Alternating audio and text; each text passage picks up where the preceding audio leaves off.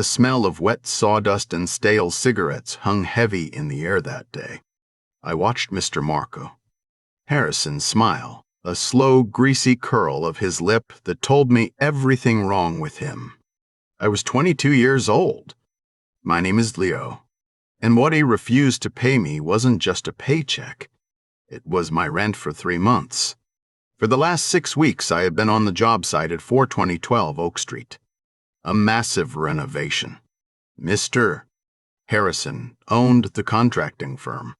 He specialized in making things look expensive, even when they were nothing more than plywood and ambition. I was framing out the living quarters for a penthouse unit. My skill set was carpentry. I could cut straight lines when he demanded them and measure depths that didn't exist on his flimsy blueprints. He brought in crews of muscle every morning. Guys who looked like they hadn't seen daylight since the Reagan administration. They operated under him, directed by him. And me? I was supposed to be his reliable little extra pair of hands. The guy he could call when his main crew needed a break or when he wanted something done quietly and cheaply. The agreed rate was $30 an hour, steady work for 6 weeks, full-time. We started with shaking out the old plaster from the east wing.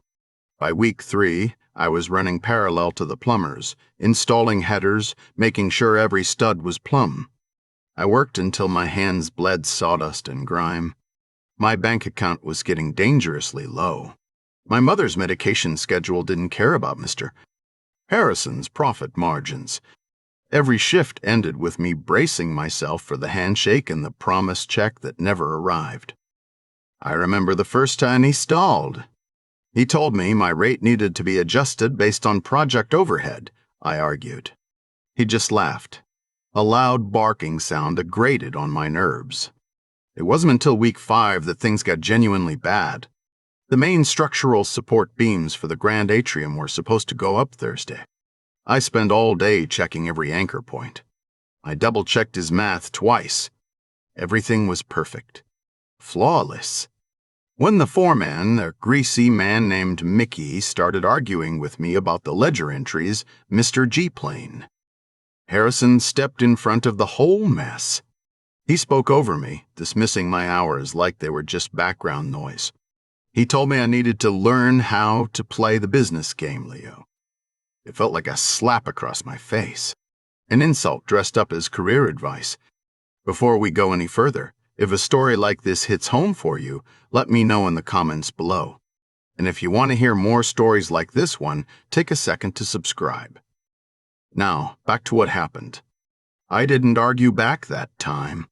I simply nodded, wiped the sweat from my forehead with the back of a dirty glove, and kept working until the sun dipped behind the industrial dumpster at the end of the lot. But something shifted inside me after that lunch break. A cold kind of clarity settled in. I stopped seeing Mr. Harrison as just an employer.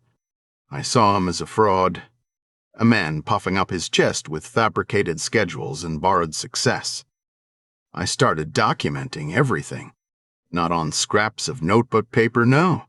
I bought a reliable pair of waterproof field notebooks, and I used my phone methodically, systematically. Every day, I logged the hours worked by every subcontractor under him, the exact measurements he approved, the materials delivered and signed off on, including the receipt numbers. I photographed everything, not just finished work. I documented discrepancies in the rough-in wiring before the drywall went up. I took angles of beams that were stressed beyond what his cheap plans allowed. I snapshotted my conversations with the suppliers he claimed to manage. The paper trail was incredible, a physical record of him building this entire facade on shaky ground. He thought I was just some kid with big hands who enjoyed honest labor. He didn't know I treated that site like my personal forensic case file. By week 6, the pressure ratcheted up. The final inspection date loomed. Mr. Harrison started keeping me late into the evenings for final touch-ups. This meant long hours, unpaid overtime disguised as mentorship. One evening, he actually cornered me by the half-finished marble reception desk and told me I was lucky to have the work right now. He implied that my continued employment depended on my silence regarding his sloppy bookkeeping practices from weeks past. It was pure intimidation. A warning shot across the bow of my meager savings. I didn't sleep well for a week. Every time I closed my eyes, I saw those photos. The overloaded joists, the mismatched invoice totals, the stacks of receipts that didn't match the final payment logs. The sheer volume of evidence was intoxicating in its powerlessness. The day he finally stopped talking to me professionally. It was Monday morning. He called me into his temporary side office trailer. Fluorescent lights buzzed overhead, making everything look sickly yellow. He sat behind a metal folding table piled high with actual paperwork.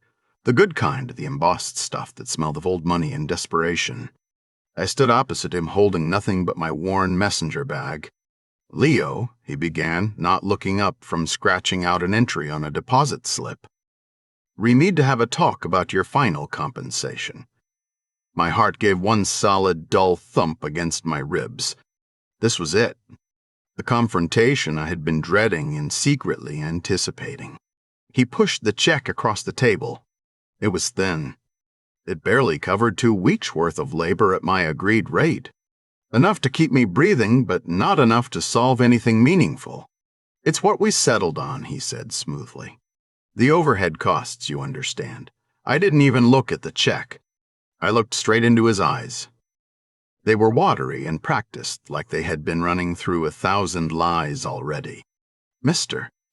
Harrison," I started. My voice felt strangely steady, deeper than it used to be. "This isn't what we settled on." He paused.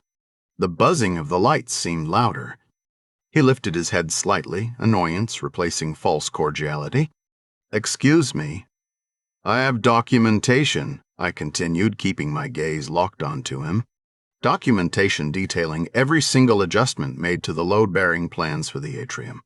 Documentation showing that if you had followed modern tensile stress calculations instead of using your preferred method from 1998, we would never have been on schedule. His composure flickered. It was a hairline fracture, but I saw it. He leaned back against his chair, suddenly seeming much older than his expensive blazer suggested. "What are you talking about?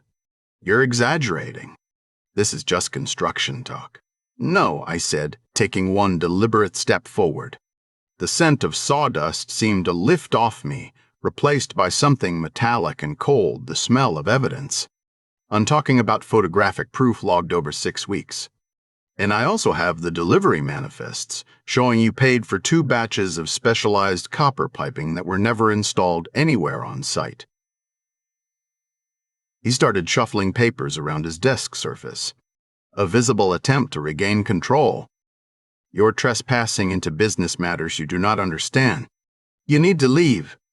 "No," I countered softly. "I don't think so. Because while you kept me in the dark about payments, I was busy building a very comprehensive history of your corner cutting. Every single discrepancy, logged and dated. My digital archive is extensive, Mr. Pridamy. Harrison." The color drained from his face. The mask finally slipped entirely. He looked around his own office trailer as if expecting security to burst through the door any moment. He spent the next half hour, sweat dripping down his temples, whispering to his phone on speaker mode, trying to call someone who could make me leave. But I stood my ground perfectly still, flanked by the damning weight of my evidence.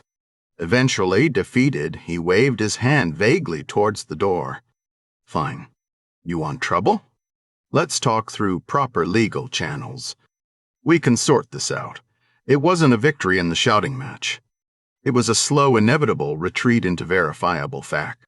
He didn't want the documentation. The documents were too messy for his clean, profitable lie. The next week was quiet until my lawyer finally called me.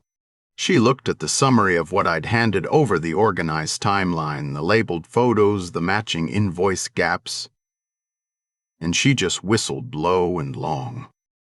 "Leo," she said, "this isn't just a wage dispute anymore.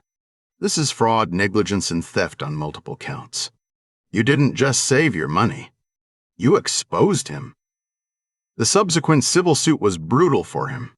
The exposure of the faulty structural elements, combined with the documented financial irregularities, was too much for his shoddy facade to bear. By Christmas, Mr. Harrison's firm was dissolved. The assets were liquidated. He walked away from that beautiful, ridiculous penthouse project owing back every penny he had stolen from me, and several other men who learned what it felt like when a young tradesman decided he remembered everything. The cleanup crews arrived the following month. They wrapped up the last bits of dust at 420 Folk Street. There was no celebration for me that day, just the quiet satisfaction of walking away with my integrity intact and more than enough money to pay my mother's medication and see my savings account finally breathe easy again. I learned that day that observation is a kind of currency all its own. It requires patience, meticulous recording, and the absolute refusal to let anyone make you feel small enough to forget what you know. I walked away from that job site not just with money in my pocket, but with something far harder to steal, undisputed proof that I deserve better than scraps. If this story meant something to you, do me a small favor. Tap the like button, subscribe to the channel,